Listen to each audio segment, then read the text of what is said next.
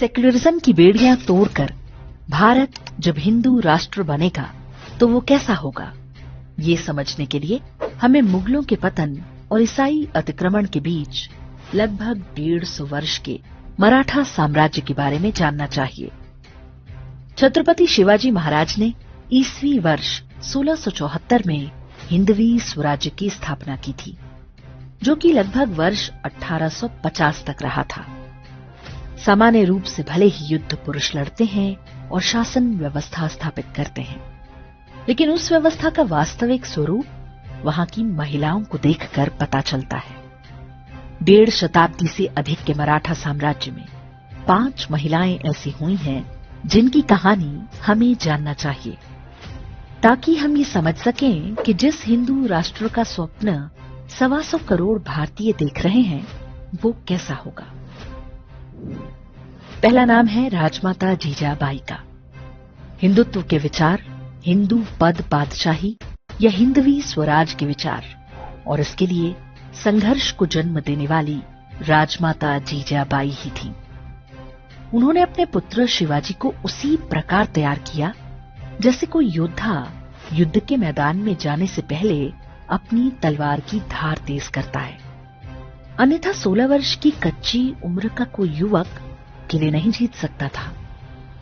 राजमाता जीजाबाई ने जब अपनी देह त्यागी तब शिवाजी महाराज के रूप में छत्र धारण किए एक स्वतंत्र हिंदू राजा को राजगद्दी पर बिठा चुकी थी, जिसका भगवा ध्वज अधिकांश भारतवर्ष पर लहरा रहा था।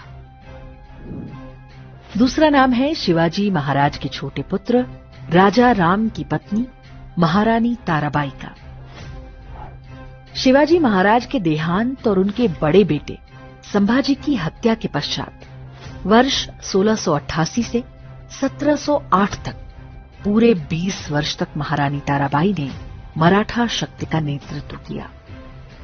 जब औरंगजेब के सामने कोई दूसरा राजा खड़ा होने की हिम्मत नहीं करता था, उस समय महारानी ताराबाई ने 2 दशक तक औरंगजेब को दक्षिण में उलझाकर रखा और उसकी शक्तिशाली सेना के सामने भगवा ध्वज को झुकने नहीं दिया। औरंगजेब महारानी ताराबाई के नेतृत्व वाले मराठों को नष्ट करने का सपना लिए दौलताबाद में पड़ा रहा और वहीं से कब्र की ओर रवाना हो गया। तीसरी महिला जिन्होंने मराठा साम्राज्य में महत्वपूर्ण भूमिका निभाई वो थी मालवा की महारानी अहिल्याबाई होलकर। महारानी अहिल्याबाई होलकर ने वर्ष 1767 से लेकर 1795 तक पूरे 3 दशक मालवा क्षेत्र पर शासन किया। माता जीजाबाई ने संघर्ष की चिंगारी भड़काई और महारानी ताराबाई ने उसे आंधियों के बीच बचाकर रखा, तो महारानी अहिल्याबाई होलकर ही थीं, जिन्होंने हिंदू समाज को स्वतंत्रता की वास्तविक अनुभूति कराई। केवल मालवा ही नहीं बल्कि पूरे भारतवर्ष में महारानी अहिल्याबाई को पुण्य श्लोक की उपाधि मिली और आज वे समस्त विश्व में हिंदुओं के लिए देवी दुर्गा के अवतार की तरह हैं। चौथी महान विभूति हैं ग्वालियर की रानी श्रीमंत बाईजाबाई शिंदे। यह ऐतिहासिक तथ्य है कि 1857 के स्वतंत्रता संग्राम के पीछे उनकी ही योजना थी। भारतीय इतिहास की एक अद्भुत वीरांगना, जिनके बारे में आज भी बहुत कम लोग जानते हैं। बाईजाबाई शिंदे अपने पति दौलत राव सिंधिया के साथ युद्ध के मैदान में जाती थीं। अंग्रेजों और मराठों के बीच ढेरों युद्धों में उन्होंने अदम्य वीरता का प्रदर्शन किया।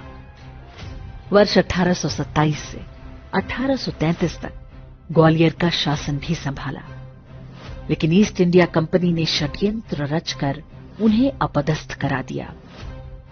1850 के दशक में बाईजाबाई शिंदे ने मथुरा में एक विशाल यज्ञ करवाया था, जिसकी आड़ में 1857 के स्वतंत्रता संग्राम की रणनीति तैयार की गई थी।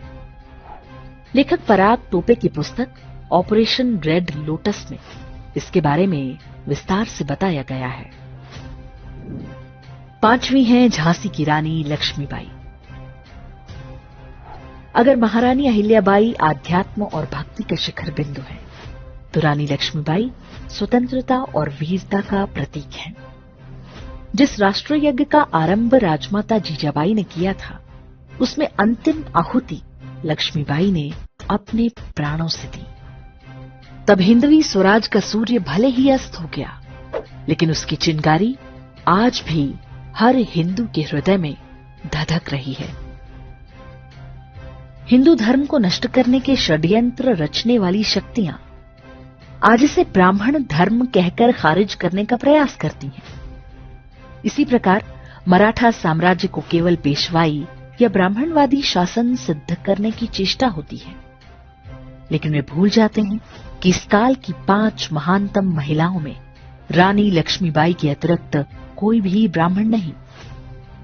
मराठा साम्राज्य में वीर माताओं के ये उदाहरण हिंदू समाज की विशेषता है।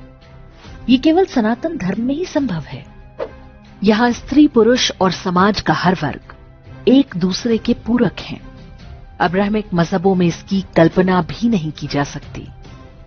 अब्राहमिक मजहबों की कुरीतियों और षड्यंत्रों से हमारी आने वाली पीढ़ियां बची रहें, इसके लिए हिंदू राष्ट्र अपरिहार्य है।